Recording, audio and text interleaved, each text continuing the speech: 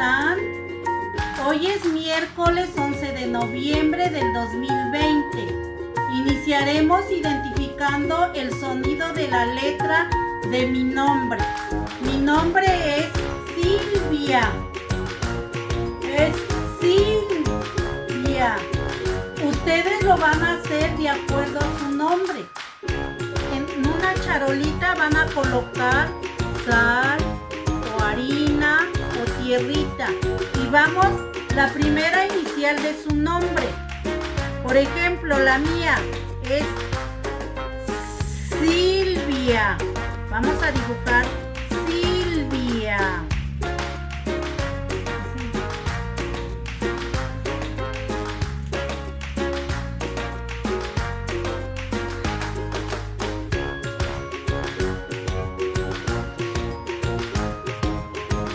Busca con ayuda de un familiar nombres de personas que inicien con la inicial de tu nombre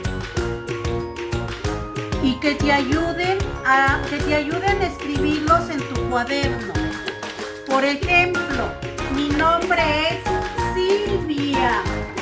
Aquí yo busqué Susana, Saúl, Samuel, Silverio, Silvino.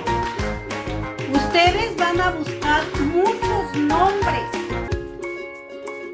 Ustedes van a buscar muchos nombres y los van a escribir con ayuda de su mamá. Dibuja en la arena tu nombre completo. Silvia. Ahora tú lo vas a hacer con tu propio dedito. Gracias por haber estado en mi clase. Nos vemos en el próximo video. Recuerda mandar tus evidencias a tu maestra.